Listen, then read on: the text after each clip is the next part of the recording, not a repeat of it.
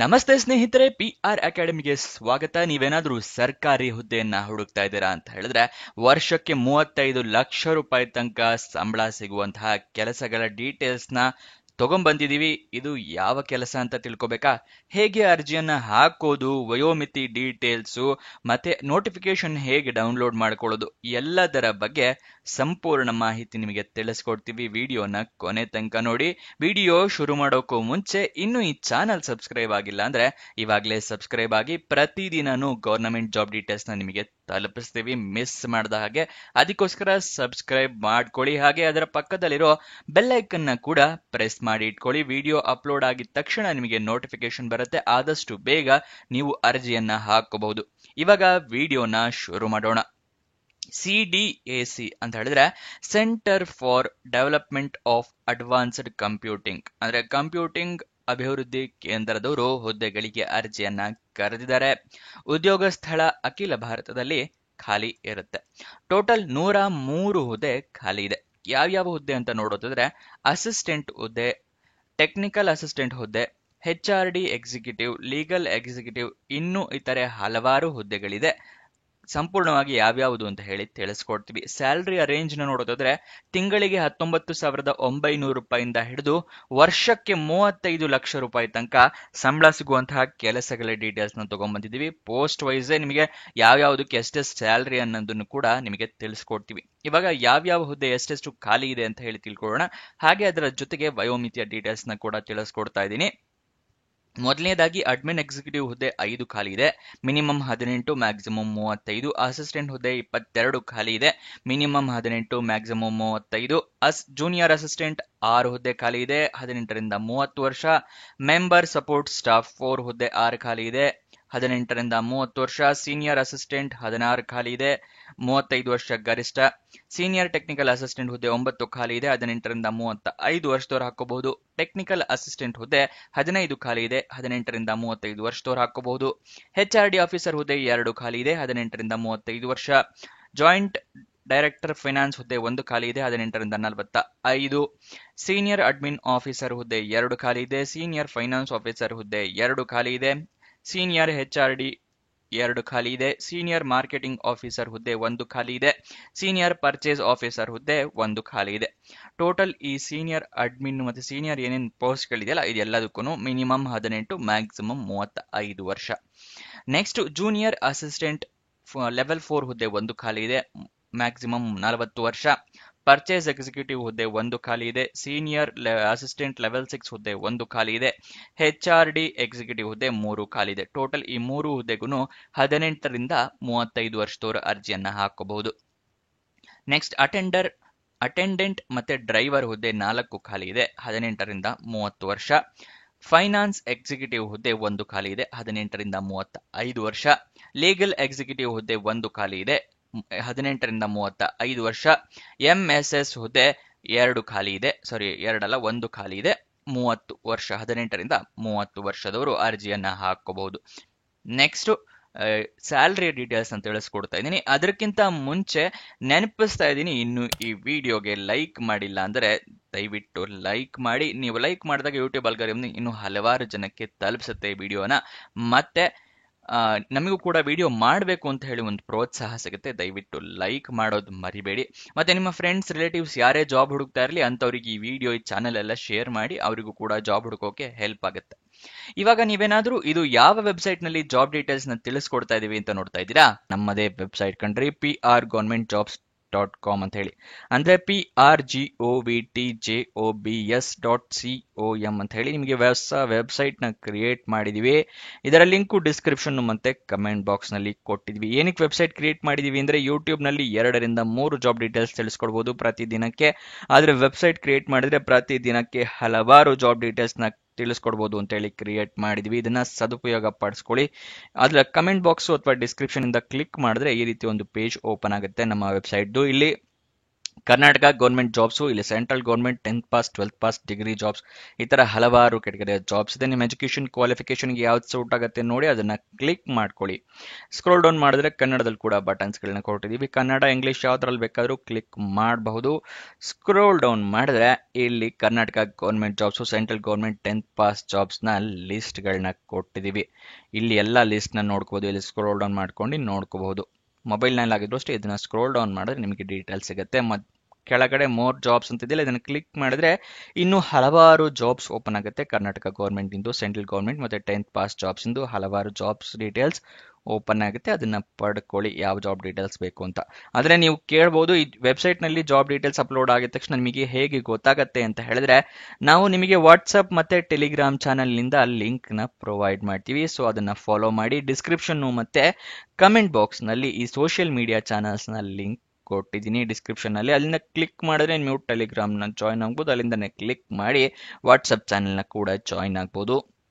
ಪ್ರತಿದಿನ job details upload ಆಗಿದ ತಕ್ಷಣ ಈ ಜಾಬ್ ಡೀಟೇಲ್ಸ್ ಅಪ್ಲೋಡ್ ಆಗಿದೆ, ಇದರ ಲಿಂಕ್ ಅಂತ ಹೇಳಿ ನಿಮಗೆ ಪ್ರೊವೈಡ್ ಮಾಡ್ತೀವಿ. ಮತ್ತೆ ಕೊನೆ ದಿನಾಂಕ ಹತ್ತಿರ ಬರ್ತಿದ್ದಾಗೆ ಈ ಜಾಬ್ಸ್ ಕೊನೆಗೊಳ್ತಾ ಇದೆ ಅಂತ ಹೇಳಿ ಅದರ ಲಿಂಕ್ ಕೊಡ್ತೀವಿ. ನೀವು ಆದಷ್ಟು ಬೇಗ ಅರ್ಜಿಯನ್ನ ಹಾಕೊಳ್ಳಕ್ಕೆ ಹೆಲ್ಪ್ ಆಗುತ್ತೆ. ವಾಟ್ಸ್ಆಪ್ ಮತ್ತೆ ಟೆಲಿಗ್ರಾಮ್ ನ ಜಾಯ್ನ್ ಆಗೋದು ಮರಿಬೇಡಿ. ಇವಾಗ ಯಾವ್ಯಾವ ಹುದ್ದೆಗೆ ಎಷ್ಟೆಷ್ಟು ಸ್ಯಾಲರಿ ಅನ್ನೋದನ್ನ ತಿಳ್ಕೊಳ್ಳೋಣ. ಅಡ್ಮಿನ್ ಎಕ್ಸಿಕ್ಯೂಟಿವ್ ಹುದ್ದೆಗೆ 44,900 ರೂಪಾಯಿಂದ ಹಿಡಿದು 1,42,400 ರೂಪಾಯಿ ತನಕ ತಿಂಗಳ ಸ್ಯಾಲರಿ ಇರುತ್ತೆ. ಅಸಿಸ್ಟೆಂಟ್ ಹುದ್ದೆಗೆ 29,200 ರೂಪಾಯಿಂದ ಹಿಡಿದು 92,300 ರೂಪಾಯಿ ಇರುತ್ತೆ. ಇದು ತಿಂಗಳ ಸ್ಯಾಲರಿ.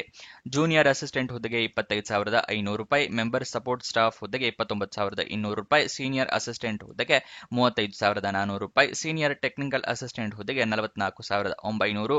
ಟೆಕ್ನಿಕಲ್ ಅಸಿಸ್ಟೆಂಟ್ ಹುದ್ದೆಗೆ 35,400. HRD ಎಕ್ಸಿಕ್ಯೂಟಿವ್ ಹುದ್ದೆಗೆ 18 ಲಕ್ಷ ರೂಪಾಯಿ ವರ್ಷದ ಸ್ಯಾಲರಿ. ಜಾಯಿಂಟ್ ಡೈರೆಕ್ಟರ್ ಫಿನಾನ್ಸ್ ಹುದ್ದೆಗೆ 35 ಲಕ್ಷ ವರ್ಷದ ಸ್ಯಾಲರಿ. ಸೀನಿಯರ್ ಅಡ್ಮಿನ್ ಆಫೀಸರ್ ಹುದ್ದೆಗೆ 20 ಲಕ್ಷ ವರ್ಷದ ಸ್ಯಾಲರಿ. ಸೀನಿಯರ್ ಫೈನಾನ್ಸ್ ಆಫೀಸರ್ ಹುದ್ದೆಗೆ 21 ಲಕ್ಷ ವರ್ಷದ ಸ್ಯಾಲರಿ. ಸೀನಿಯರ್ HRD ಆಫೀಸರ್ ಹುದ್ದೆಗೆ 21 ಲಕ್ಷ ವರ್ಷದ ಸ್ಯಾಲರಿ. ಸೀನಿಯರ್ ಮಾರ್ಕೆಟಿಂಗ್ ಆಫೀಸರ್ ಹುದ್ದೆಗೆ ಮತ್ತೆ ಸೀನಿಯರ್ ಪರ್ಚೇಸ್ ಆಫೀಸರ್ ಹುದ್ದೆಗೆ 20 ಲಕ್ಷ ರೂಪಾಯಿ ವರ್ಷದ ಸ್ಯಾಲರಿ ಇರುತ್ತೆ. ನೆಕ್ಸ್ಟ್ ಎಲ್ಲದೂ ತಿಂಗಳ ಸ್ಯಾಲರಿ ಆಗಿರುತ್ತೆ. ಜೂನಿಯರ್ ಅಸಿಸ್ಟೆಂಟ್ ಲೆವೆಲ್ 4 ಹುದ್ದೆಗೆ 25,500 ರೂಪಾಯಿ. ಪರ್ಚೇಸ್ ಎಕ್ಸಿಕ್ಯೂಟಿವ್ ಹುದ್ದೆಗೆ 44,900 ರೂಪಾಯಿ. ಸೀನಿಯರ್ ಅಸಿಸ್ಟೆಂಟ್ ಲೆವೆಲ್ 6 ಹುದ್ದೆಗೆ 35,400 ರೂಪಾಯಿ. HRD ಎಕ್ಸಿಕ್ಯೂಟಿವ್ ಹುದ್ದೆಗೆ 44,900. ಅಟೆಂಡೆಂಟ್ ಡ್ರೈವರ್ ಹುದ್ದೆಗೆ 19,900. ಫೈನಾನ್ಸ್ ಎಕ್ಸಿಕ್ಯೂಟಿವ್ ಹುದ್ದೆಗೆ 44,900 ರೂಪಾಯಿಂದ ಹಿಡಿದು 1,42,400 ರೂಪಾಯಿ. ಇದು ತಿಂಗಳ ಸ್ಯಾಲರಿ ಆಗಿರುತ್ತೆ. ಫೈನಾನ್ಸ್ ಎಕ್ಸಿಕ್ಯೂಟಿವ್ ಹುದ್ದೆಗೂ ಕೂಡ ಫೈನಾನ್ಸ್ ಎಕ್ಸಿಕ್ಯೂಟಿವ್, ಲೀಗಲ್ ಎಕ್ಸಿಕ್ಯೂಟಿವ್ ಎರಡು ಹುದ್ದೆಗೂ ಅಷ್ಟೇ ಸೇಮ್ ಸ್ಯಾಲರಿ. MSS 5 ಲೆವೆಲ್ 5 ಹುದ್ದೆಗೆ 29,200 ರೂಪಾಯಿಂದ ಹಿಡಿದು 92,300 ರೂಪಾಯಿ ತನಕ ತಿಂಗಳಿಗೆ ಸ್ಯಾಲರಿ ಇರುತ್ತೆ. ಅಪ್ಲಿಕೇಶನ್ ಫೀಸ್ ನ ವಿವರ ತಿಳ್ಕೊಳ್ಳೋದಾದ್ರೆ, SC/ST ಕ್ಯಾಂಡಿಡೇಟ್ಸ್ ಗಳಿಗೆ ಮತ್ತೆ PWD ಅಂದ್ರೆ ಪರ್ಸನ್ ವಿತ್ ಡಿಸೇಬಿಲಿಟಿ ಅಂದ್ರೆ ಅಂಗವಿಕಲ ಕ್ಯಾಂಡಿಡೇಟ್ಸ್, ಡಿಸೇಬಲ್ಡ್ ಕ್ಯಾಂಡಿಡೇಟ್ಸ್ ಅಂತ ಹೇಳ್ತೀವಲ್ಲ ಅಂತವರಿಗೆ, ಮತ್ತೆ ಫಿಮೇಲ್ ಕ್ಯಾಂಡಿಡೇಟ್ಸ್ ಗಳಿಗೆ ಅಪ್ಲಿಕೇಶನ್ ಫೀಸ್ ಇರೋದಿಲ್ಲ. ಉಚಿತವಾಗಿ ಅರ್ಜಿಯನ್ನ ಹಾಕೋಬಹುದು. ಆದ್ರೆ ನೀವು ಸರ್ಟಿಫಿಕೇಟ್ಸ್ಗಳನ್ನ ರೆಡಿ ಇಟ್ಕೋಬೇಕು. ಅಂದ್ರೆ SC/ST ಕ್ಯಾಟಗರಿಗೆ ಹಾಕುವಾಗಿದ್ರೆ ಜಾತಿ ಪ್ರಮಾಣ ಪತ್ರವನ್ನ ಇಟ್ಕೊಂಡಿರ್ಬೇಕು. PWD ಕ್ಯಾಂಡಿಡೇಟ್ಸ್ ಆಗಿದ್ರೆ ಡಿಸಬಿಲಿಟಿ ಸರ್ಟಿಫಿಕೇಟ್ ಅಂದ್ರೆ ಅಂಗವಿಕಲತೆಯ ಪ್ರಮಾಣ ಪತ್ರವನ್ನ ಇಟ್ಕೊಂಡಿರ್ಬೇಕಾಗತ್ತೆ. Next general OBC EWS category, economic weaker section category ಅವರಿಗೆ 1,000 ರೂಪಾಯಿಗಳ ಅಪ್ಲಿಕೇಶನ್ ಫೀಸ್ ಇರುತ್ತೆ. ಅದನ್ನ ನೀವು ಆನ್ಲೈನ್ ಮುಖಾಂತರ ಕಟ್ಟಬೇಕು. ಸೆಲೆಕ್ಷನ್ ಪ್ರೋಸೆಸ್ ನ ನೋಡೋದಾದ್ರೆ, ಲಿಖಿತ ಪರೀಕ್ಷೆ ಇರುತ್ತೆ. ಅದಾದ ನಂತರ ಸ್ಕಿಲ್ ಟೆಸ್ಟ್ ನ ಮಾಡ್ತಾರೆ. ಅದಾದ ನಂತರ ನಿಮ್ಮನ್ನ ಸಂದರ್ಶನ ಮಾಡ್ತಾರೆ, ಅಂದ್ರೆ ಇಂಟರ್ವ್ಯೂ ಮಾಡ್ತಾರೆ. ಇದಿಷ್ಟು ಸೆಲೆಕ್ಷನ್ ಪ್ರೋಸೆಸ್. ಅರ್ಜಿಯನ್ನ ಹೇಗೆ ಹಾಕೊಳ್ಬೇಕು ಅಂತ ಹೇಳಿದ್ರೆ, ಆನ್ಲೈನ್ ಮೂಲಕ ಹಾಕೋಬೇಕು. ಆನ್ಲೈನ್ ಅರ್ಜಿಯಲ್ಲಿ ಇಮೇಲ್ ID, ಮೊಬೈಲ್ ನಂಬರ್ನ ಕರೆಕ್ಟ್ ಆಗಿ ಮೆನ್ಷನ್ ಮಾಡೋದು ಮರಿಬೇಡಿ.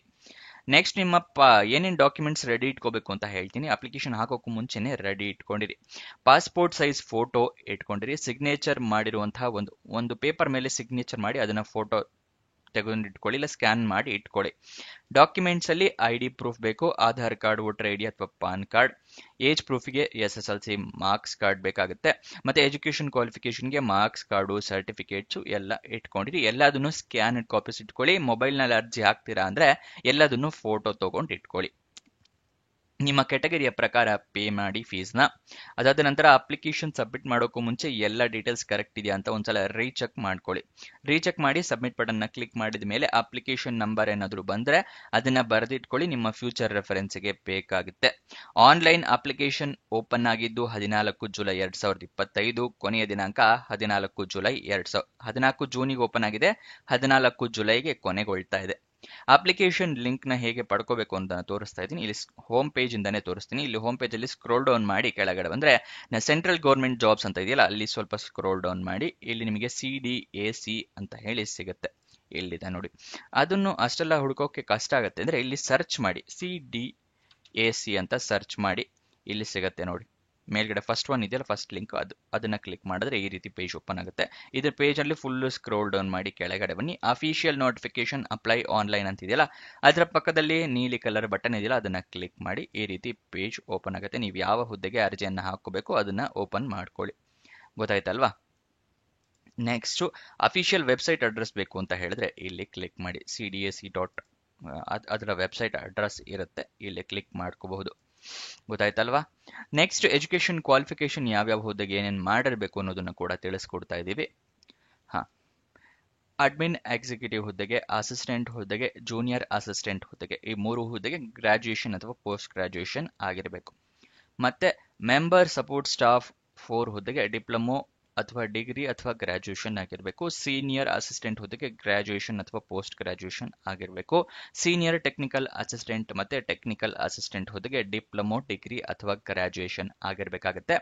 HRD ಆಫೀಸರ್ ಹುದ್ದೆಗೆ MBA, ಜಾಯಿಂಟ್ ಡೈರೆಕ್ಟರ್ ಫೈನಾನ್ಸ್ ಹುದ್ದೆಗೆ CA ಅಥವಾ MBA, ಸೀನಿಯರ್ ಅಡ್ಮಿನ್ ಆಫೀಸರ್ ಹುದ್ದೆಗೆ MBA, ಸೀನಿಯರ್ ಫೈನಾನ್ಸ್ ಆಫೀಸರ್ ಹುದ್ದೆಗೆ CA ಅಥವಾ MBA, ಸೀನಿಯರ್ HRD ಆಫೀಸರ್ ಮತ್ತೆ ಸೀನಿಯರ್ ಮಾರ್ಕೆಟಿಂಗ್ ಆಫೀಸರ್ ಹುದ್ದೆಗೆ MBA ಆಗಿರಬೇಕು. ಸೀನಿಯರ್ ಪರ್ಚೇಸ್ ಆಫೀಸರ್ ಹುದ್ದೆಗೆ MBA ಅಥವಾ post graduation. Junior assistant level 4 purchase executive, senior assistant level 6 HRD executive ಹುದ್ದೆಗೆ post graduation ಅಥವಾ graduation ಆಗಿರಬೇಕು. ಅಟೆಂಡೆಂಟ್ ಅಥವಾ ಡ್ರೈವರ್ ಹುದ್ದೆಗೆ ಗ್ರಾಜ್ಯುಯೇಷನ್ ಆಗಿರಬೇಕಾಗುತ್ತೆ. ಫೈನಾನ್ಸ್ ಎಕ್ಸಿಕ್ಯೂಟಿವ್ ಹುದ್ದೆಗೆ BCom graduation, MCom, MBA, post graduation ಆಗಿರಬೇಕು. ಲೀಗಲ್ ಎಕ್ಸಿಕ್ಯೂಟಿವ್ ಹುದ್ದೆಗೆ ಗ್ರಾಜ್ಯುಯೇಷನ್ ಆಗಿರಬೇಕು, LLB ಅಥವಾ ಪೋಸ್ಟ್ ಗ್ರಾಜ್ಯುಯೇಷನ್ ಆಗಿರಬೇಕು, LLM.